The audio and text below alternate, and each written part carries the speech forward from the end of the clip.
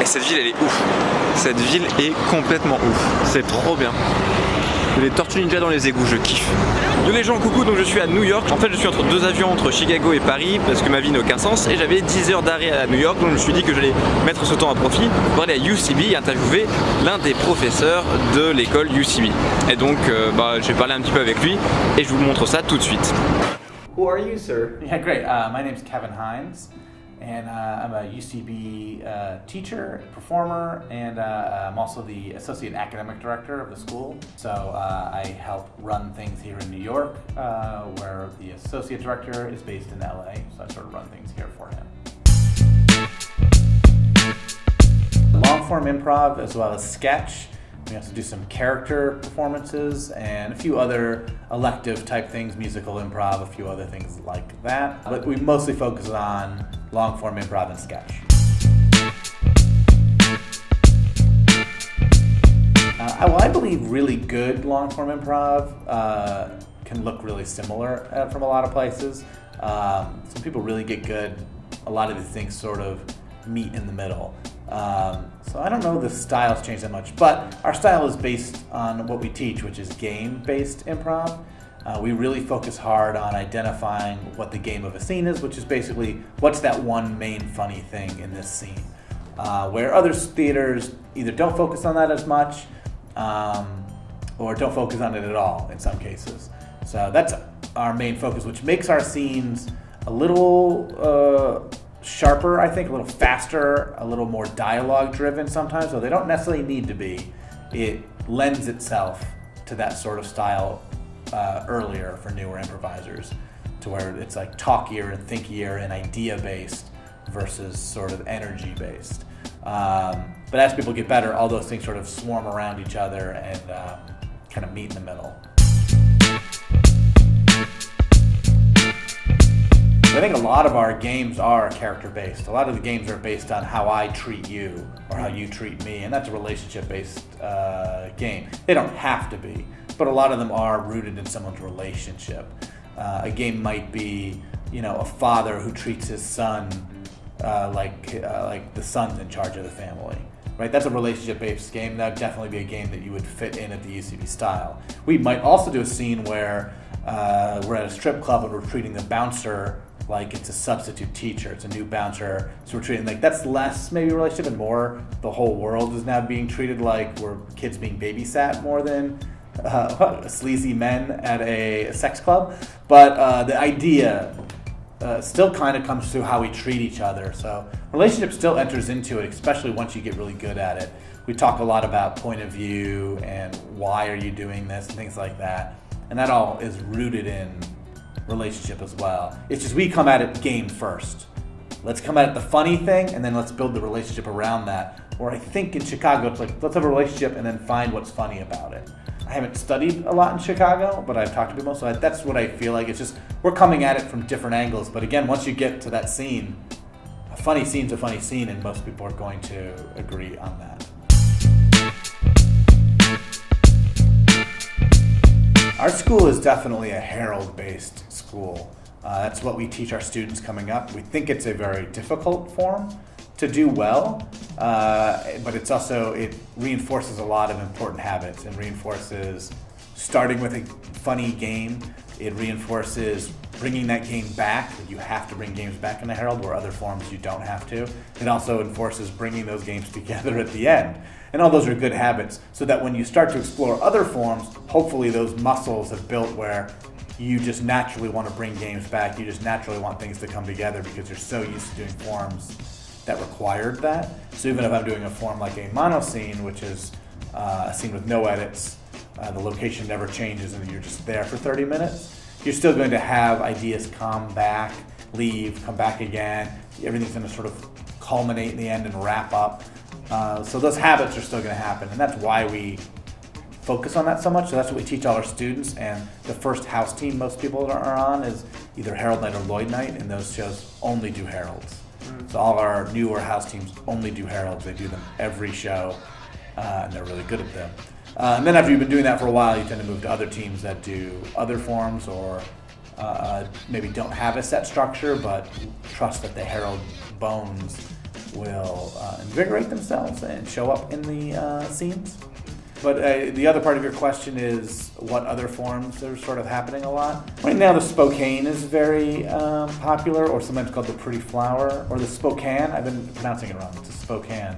Or the Pretty Flower, which is like a monoscene, a long source scene that little short scenes kind of come out from. So using tag outs, you will be doing a long scene and you will tag everyone out and follow one character somewhere else and see something else that's happening, and then go back to that source scene, almost like a cutaway on a television show, and then you cut back to the main scene. And those have become very popular, especially amongst the students. Some of our teams do that. Other forms, the movie is a perennial favorite here at UCB. Once a year we teach a class in it, and people who do it love it, which is where you try to create a movie on stage, following genre, as well as dealing with like camera angles and things like that. They'll do close-ups and try to simulate what it actually would feel like to see a movie, but they're improvising it all. So it's a little more than just following plot. There's a lot more going on. It's a very tricky form, but when it's done well, it is awesome to watch, amazing to watch. Well, I think some of it is that improv is still a pretty, especially long-form improv, it's still a relatively new style of performance. So it's still evolving pretty quickly, I think. And so to take influence from all other storytelling mediums makes sense. To be influenced by movies or television shows or theater is great. I think improv is also very flexible in a way that regular theater is not.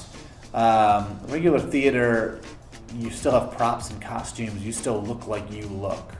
But in improv, you can play any part in a way, right? You could play a child, you could play an 8-year-old in an improv scene, but in a theater you wouldn't play an 8-year-old because you're not 8, and it would stand out. And so that sort of flexibility allows improv to really morph into a lot of different things, or at least try to morph into a lot of different things. So I think it gives it that benefit of saying like, oh, you know what? I saw this movie and it did this very cool moment. I'm going to try to do that in my improv shows or bring that into my improv shows. And I think that's totally valid. I did a form that was sort of inspired by single take shows or single take movies and things like that. Like The Rope by Alfred Hitchcock, or Birdman was sort of a single take movie. This is before Birdman, but like those sorts of movies happen every now and then. So I did a show where you always followed a character. The scenes never ended, but you might follow a character to a new scene, and then that character might leave, and you're now in a new location, and then somebody else will walk somewhere, and we're trying to bring the audience along with that. And it was really fun. It's a really fun thing. It's a very different feel from other shows. Most improv shows, the scenes end, or you never leave that location. And so it's just like working that muscle. I think that improv is so flexible, you can do things like that.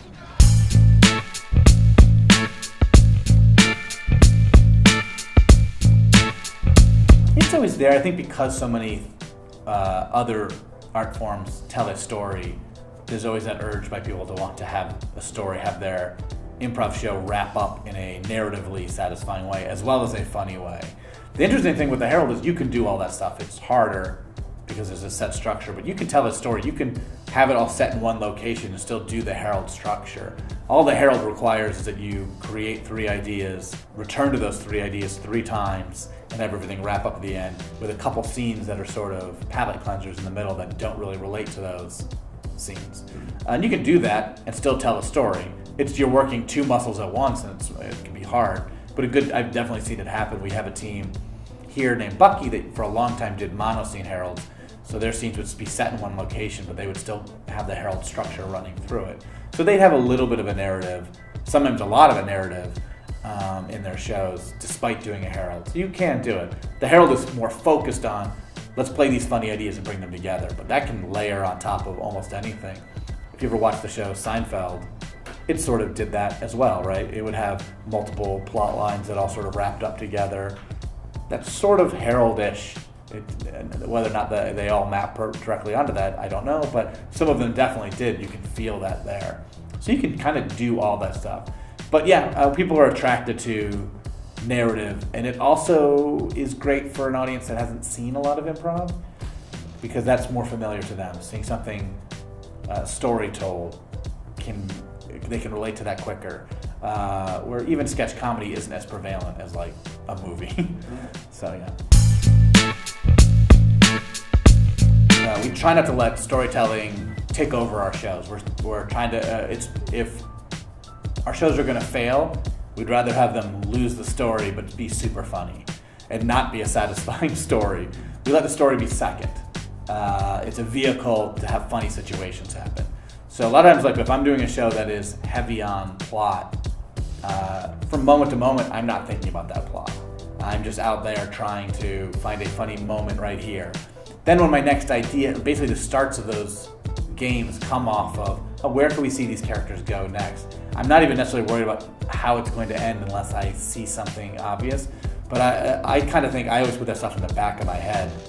And so it's like, if I notice a story coming, I'm gonna grab it and follow it. But if I don't, I'm gonna trust we'll get there anyway. And I'm just gonna try to make the scene as funny as possible. We try to encourage that with our students and other performers as well. This might not be what everyone does. I think a lot of us do.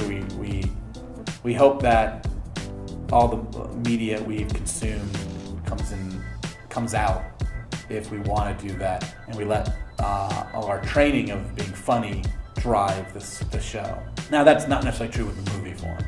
The movie form definitely tried to establish a genre very early on. People who are really into the movie form watch tons of movies. Coming this summer, two brothers in a van, and then a meteor hit, and they ran as fast as they could from giant cat monsters. They know when it starts, this is an indie film, this is an art film, this is a blockbuster, this is a horror movie, so they can play into those tropes and story structures. So they might worry about it a little more than others' show structures. I'm not gonna say it's impossible, but I think most people try to use improv to build up other skill sets. So they take their improv skills and make themselves better writers, or take their improv skills and become better performers or actors. And then they kind of do improv on the side because it's fun and it keeps those skills active. That's sort of where I think most people see their future. They don't see, when I'm 50 or 60, I'll still be doing improv shows as my primary thing. They're thinking, I will be using these skills to entertain people in a different way. So I think it's a tough form to get paid just to perform. If you're not running a theater, even people who run theaters don't make a lot of money. Anything like that, I think it's a tricky thing. Like you said, you're mostly going to get it from teaching. One of the joys of UCB is that our ticket prices are low, so we attract a younger audience because of that. It's a very open, approachable show. Like when I first moved to New York, your choices were going to stand-up shows, spending $100. Maybe the show's good, maybe the show's bad, or nothing. And then like when UCB starts coming around and things like that, theaters like this, it's like, I can see a show now for $5, $7, $10. That's affordable to me. I can now go see a bunch of those shows, and there's more incentive for those shows to do weird things and strange things and inspire me in different ways. And I would hate to lose that and I think improv kind of does that. It plays better in that way of sort of pushing boundaries. But that doesn't mean you can't have a location where, you know what, our theater, we do $25 tickets and it's a professional theater. I mean, that's probably possible. I don't know if that would drive me to want to go there. It would start to feel less exciting, less fun. And it might start leading you to do more formulaic stuff that works, because now money has become such a big important part of it. And for a lot of us, the performances are the extra part. It's like, it's great that I get to also do this.